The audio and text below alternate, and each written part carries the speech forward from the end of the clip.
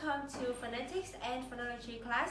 This is Zootopia, and in today's lesson, we're gonna talk about vowels. Now, first of all, what are vowels?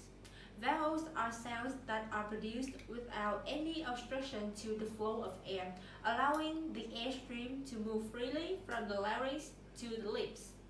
In English, there are 12 monophthongs, 8 diphthongs, and 5 triphthongs. Monophthongs are simple vowels or pure vowels, divided into two groups: semi-short vowels, e, r, u, e, and 5 long vowels, e, r, u, e. Diphthongs or compound sounds are written as two sounds: I, a, oi, ow, ear, air, and triphthongs are written as three sounds: air, oil, our. Next, we will talk about vowels description. 3 criteria that linguists use when describing vowel sounds are height, vagueness, and roundedness. Let's talk about each of these in turn. Height refers to how high or low your tongue is when producing the vowel. For example, consider the vowel E and R. If you say the vowels in succession, you will feel your tongue going up and down.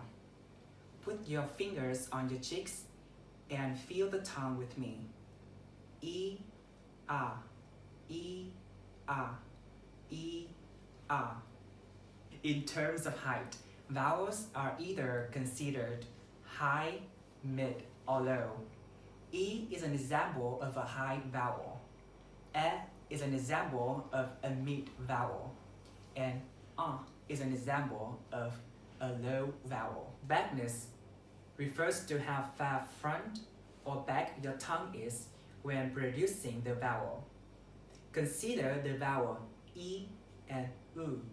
If you say this vowel in succession, you may notice that your tongue is moving forward and backward. Put your fingers on your cheeks and feel the tongue with me again. E, U, E, U, E, U. In terms of vagueness, vowels are either considered as front, center, and back. Remember, E is a front and high vowel, while U is a back vowel. The third criteria that linguists use when describing vowel is roundedness.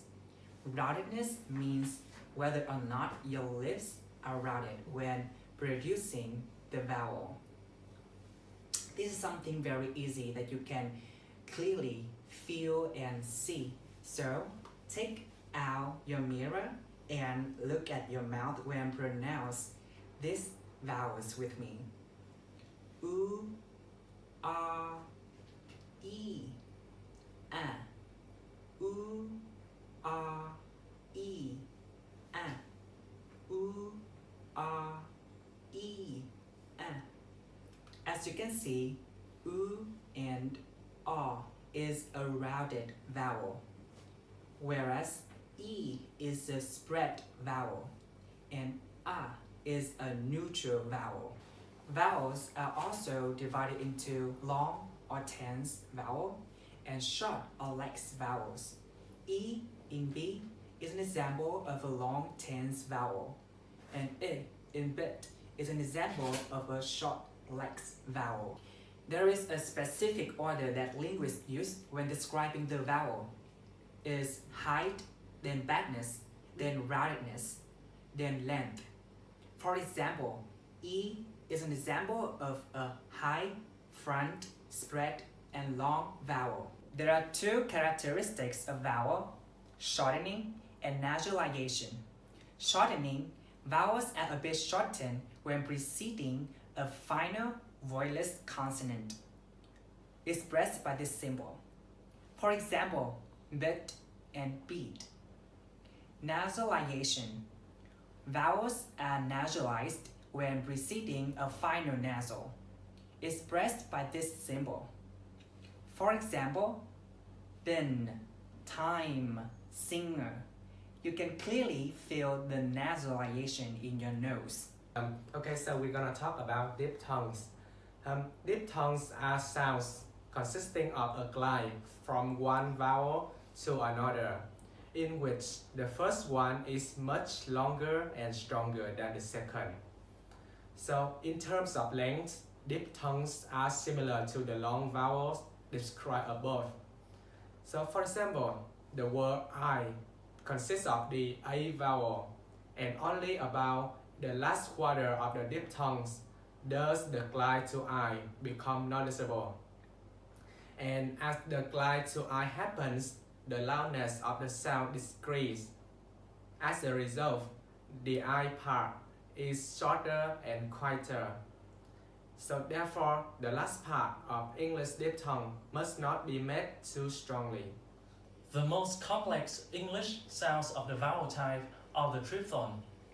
A triphthong is a glide from one vowel to another, then to a third, all produced rapidly and without interruption. For example, a complete pronunciation of the word hour begins with a vowel similar to R, goes on to a glide toward back close rounded area, for which we use the symbol U, then ends with a mid-central vowel, schwa.